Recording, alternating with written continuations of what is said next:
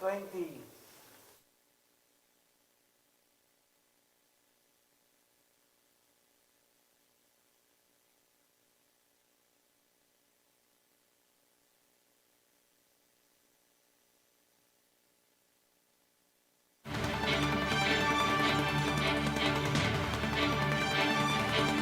The Newsday continues here on One News Now. I'm Riza Diaz. Tropical Depression Dante further intensifies and accelerates as it cruises the Philippine Sea east of Mindanao. Pag-asa reported that Dante was last spotted some 820 kilometers east of Mindanao as of 10 in the morning. It packs maximum winds of 55 kilometers per hour and gusts of up to 70 kilometers per hour. Dante is moving westward at 25 kilometers per hour. It is forecasted to continue moving northwestward until Tuesday evening before turning northwestward.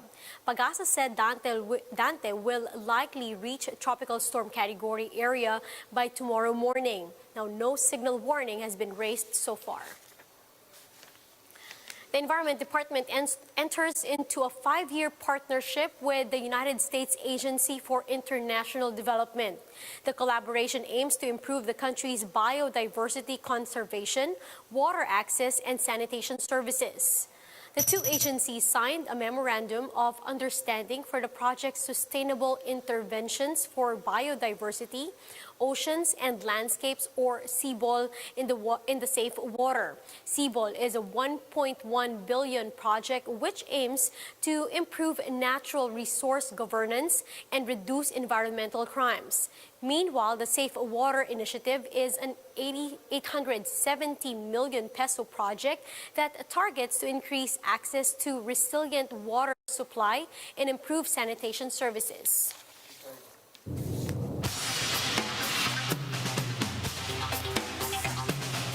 Now, let's take a look at the stories from around the world.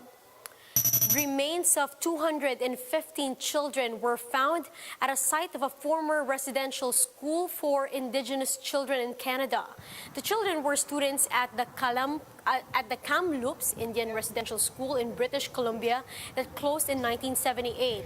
Now, in 2015, an investigation found that Canada's now defunct residential school system, which forcibly separated indigenous children from their families, constituted cultural genocide.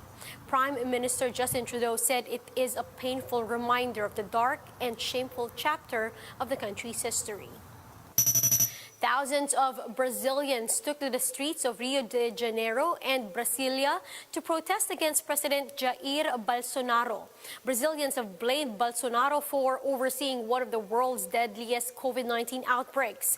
Many of those marching carried placards demanding COVID-19 vaccines and touting the impeachment of the right-wing leader. And the British Prime Minister Boris Johnson has married his fiancée Carrie Symonds in a secret ceremony at the Westminster Cathedral.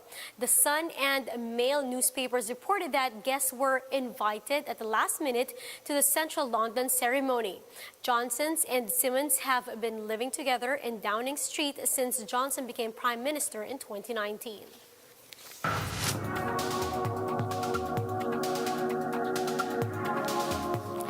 The Belarusian government is criticized for targeting and jailing dozens of dissident journalists. This after journalist Roman Protasevich was arrested in a plane that was forced to land in the Eastern European country. Let's watch this video. Мы никогда не встречались с такой волной репрессий против журналистов. Now joining us is Boris Koretsky in Minsk, who is the representative of the Journalists Association in Belarus. In light of the events that happened this week with Lukashenko landing a plane with a reporter to then get him arrested, we're going to find out what it's like to be a journalist in the country and currently what is happening in the media landscape there. Учитывая события этой недели, что больше всего тревожит СМИ в Беларуси в данный момент?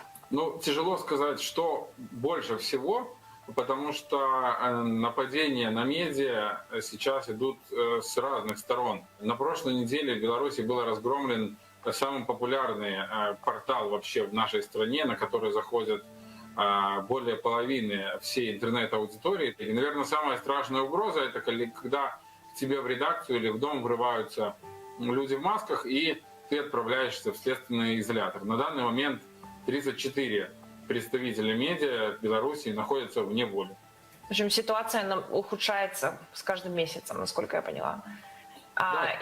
Ситуация ухудшается, потому что в прошлом году осенью мы в основном сталкивались с задержанием, но к концу года власти перешли к уголовному преследованию журналистов. Конечно же, есть и другие ограничительные административные вещи, например, доступ к работе в Беларуси очень серьезно затруднен и журналистам из иностранных изданий.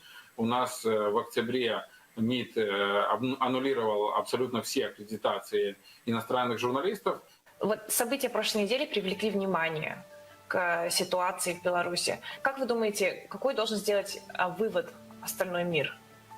Сейчас главная проблема — это политзаключенные. Если международное сообщество сможет каким-то образом подтолкнуть власть хоть к какому-то ослаблению репрессий, сейчас очень важно сделать все возможное, чтобы облегчить судьбу политзаключенных, которые уже некоторые около года находятся за решеткой. И ситуация там очень сложная, реально. Вот в пятницу умер один из политзаключенных, 50-летний мужчина, у которого никогда не было проблем с сердцем, а он внезапно умер в одной из колоний. Вот это самая главная тема для, я думаю, всех уровней, по крайней мере для нашей организации, где тоже очень много коллег за решеткой, это очень важно. Meanwhile, the International Olympics Committee is still determined to conduct the Tokyo Olympics this July. But a top doctor in Japan begged the IOC to call off the games, warning that it could trigger a new disaster. Let's watch this video.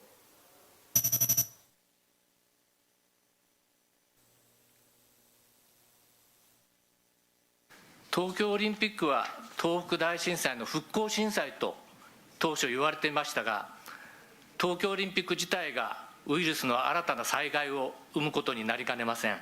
ワクチンの効果を著しく下げるようなウイルスや、子どもへの感染が容易になるようなウイルスが現れれば、これは日本国内の問題というより世界人類の問題になります。で、多くの感染症の専門家が非常に世界各国から多くの人が一つの都市に集まることは危険だということを述べていますので、WHO が共通見解として東京オリンピックが安全だというものを出せるとは思いません。ワクチンの例外的な接種、選手に対してワクチンを打つということは日本国民は許さないと思います。まず高齢者や病気を持っている人、弱い人から打つというのが日本のルールです。これを破ってオリンピック選手だけにワクチンを打つということは国民は許さないし、オリンピックに参加する選手も望まないと思います。And for more updates, visit News 5, The Philippine Star, and Business World Online. You may also visit our website, onenews.ph, for more in-depth analysis. You can also catch One News on Signal Play app. Register for a free account now at www.signalplay.com and stream One News live anytime, anywhere. Mask on, wash hands, and stay safe, Philippines. I'm Riza Diaz. We are One News.